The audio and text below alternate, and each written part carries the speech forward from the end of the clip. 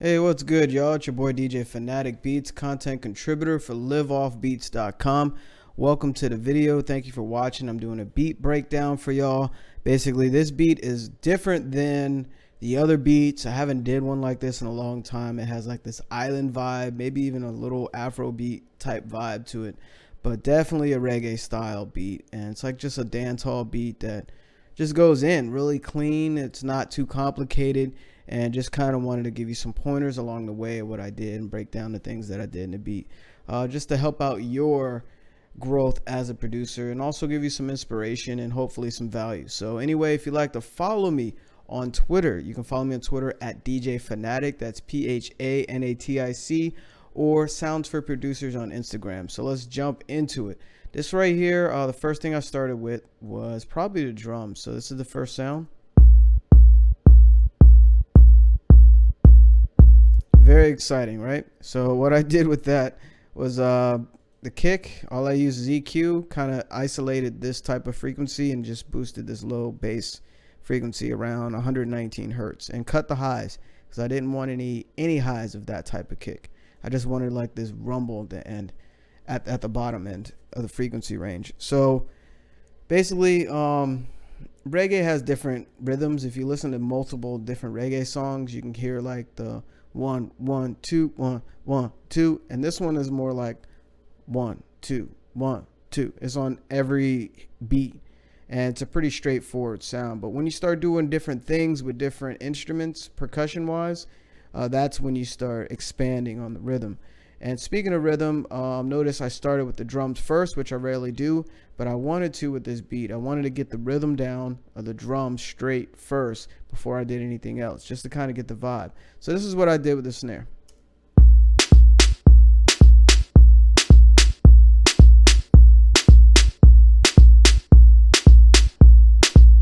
Now it doesn't sound that boring, right? Because the snare is kind of bringing more action to it. The kick sounded boring by itself, but with that type of rhythm with the snare, it definitely has a vibe to it. So with the snare, this was a little more complex. I did the low mids, boost the low mids a little bit, cut the highs, and left this kind of the same. But I also cut all the lows because I wanted that mid-range, low mid on up pretty much, and cut the treble area. Just a slow curve, nothing too sharp there. So the next sound was a shaker. So all I'm doing is just building up the drum section. So every element, every sound that I chose to put in the drums have a different rhythm. If you look at it visually, they're all different. So check it out.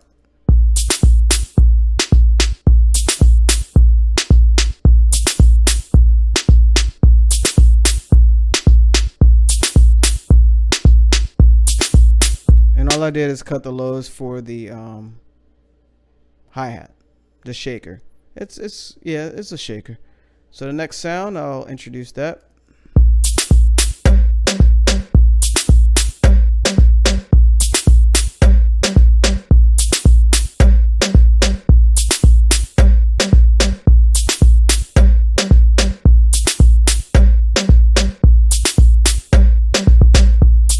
And you hear that little change up at the end. I'm glad I let that play.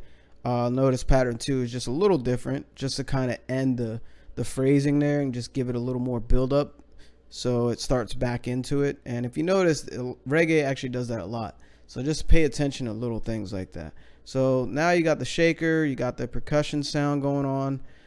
Percussion, I probably didn't do anything too crazy. I panned it left just to give it a little dynamic, stereo dynamics, and cut the lows and just a slow curve off the high. So the next sound I think it was a hi-hat. Let me check. Yeah, it's a hi-hat, and that's panned right as well. And when it comes to panning, try to think about things that are in the same frequency range and kind of not balance things out, but you want to be mindful of what you want to do with panning with certain frequencies. So here it is with the hi-hat.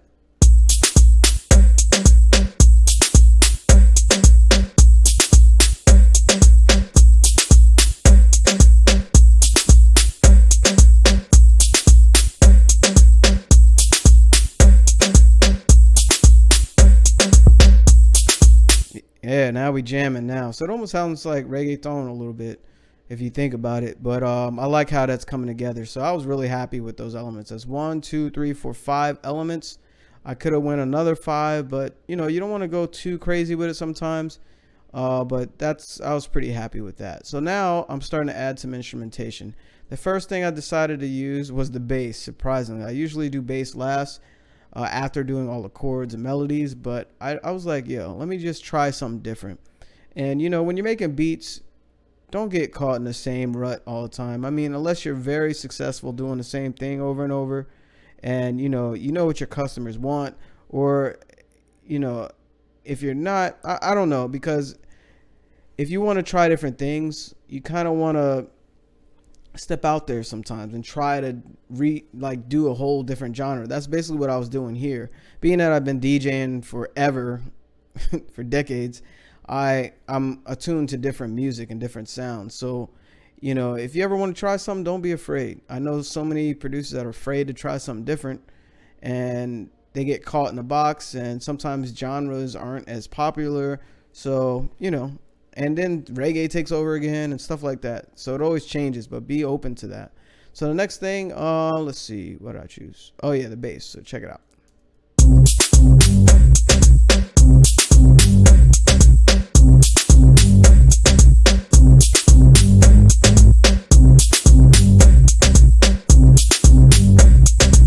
Nice. See, I use a piece of audio, right? And I used it as, that's crazy. What's going on? Oh, okay. So basically I had like this short bass sound. I'll open a piano roll, and I created this melody with the bass. It's basically a chord, but I chose to put it in a rhythm. So it came out really dope. It's very simple, and I think that was the driving force behind this. If you notice in the mixer, I had different plugins going on. So this is without plugins, and this is with. It sounds a little more distorted because I used the capitator to get some like distortion, and I used Fruity Limiter to sidechain it to the kick. So the next sound I went with was a guitar sound. So I thought it sounded pretty cool. Check it out.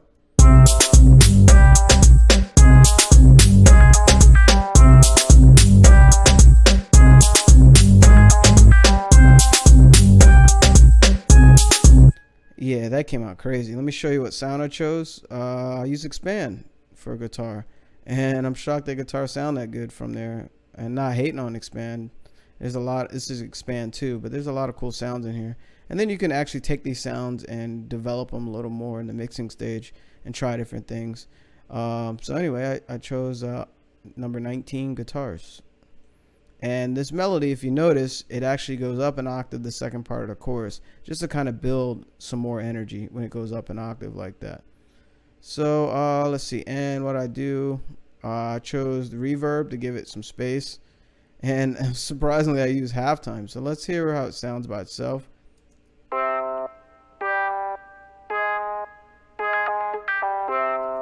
Nice. And this is without plugins.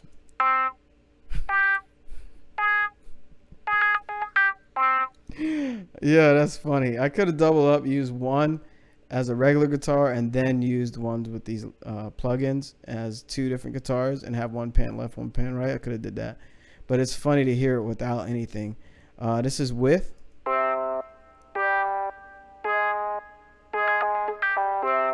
And with halftime, what I did, all I did is pull down the mix level to 56%. That way you can hear the high part of the guitar and you hear the lower part.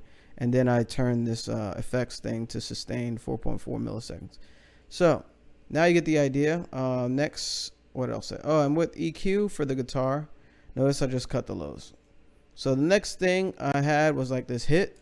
Let's unmute everything else. Here it is. And we'll play it by itself. And a tip here for producers, make sure you guys and gals tune the hit, whatever it is,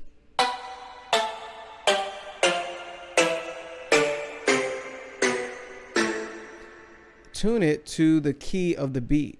I heard so many like downbeats that are off key, and it just sounds weird, and it's disorienting to the listener, and it's not pleasing to the ear.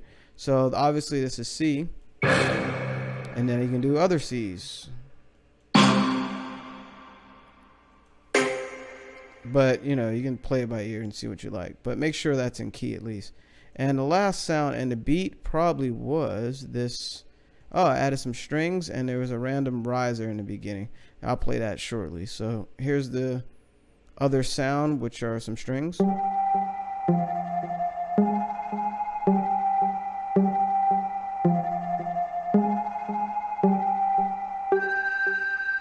And again, I built it up for the second part of the chorus, like a higher octave.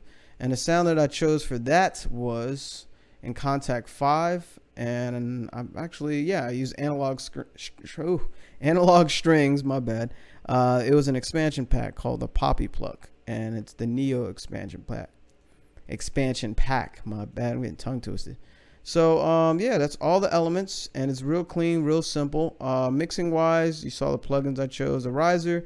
Here's another tip. I usually use reverb just to make it wider and just more space. Notice the decay and wet level. It depends on the riser. There's different settings for every sound. You don't have to do it exactly like that. But and for the mastering, all I used was Neutron 2 and Ozone 8, and just adjusted a bunch of different parameters in there. But shockingly, I didn't use the tonal balance control. I was probably rushing, because I usually use that in every beat. So anyway, let me play the beat so you get the vibe of it, and hopefully you got some pointers out of here. And let's see, where should I start it? I want you to hear how it came into that. So let's start from the beginning. Hey.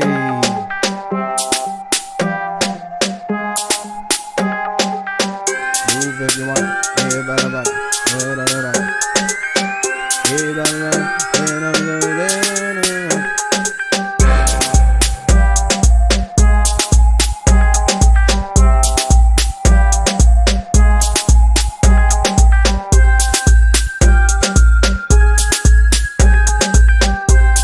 And continues to build with the bass line.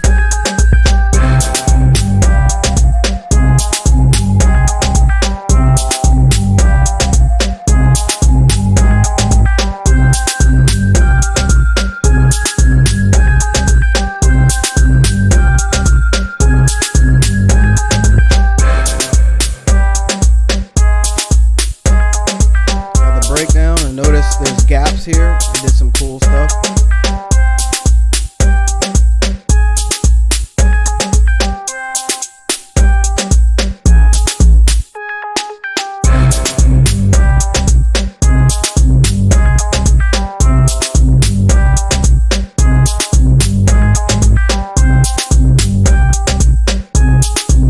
All right, so you get the idea. Yeah, my bad about the singing at the beginning. I just kind of wanted to give you an idea of like how a reggae artist would sound on it. Just a quick little melody off the top of my head. And I'm not an artist. I'm not a singer. Well, I do sing sometimes, but I'm not a professional artist, singer, rapper. So just want to kind of fill in that space so you kind of get in that creative mindset. And sometimes you got to do that. You got to put scratch vocals on your own beats so you can kind of see where that's taking it a step further. I need to do that. I used to do that a lot more, but I don't know. I think I stopped because I was so focused on the beat. But you want to put scratch vocals, like try to get a melody going. That way, especially if you're selling the beat to a signed artist, they have an idea of the song structure or the melody you had in mind or interpretation. You can sell that too. Don't limit yourself. So anyway, let me stop rambling on, just giving you some pointers. Hopefully you're getting some out of this.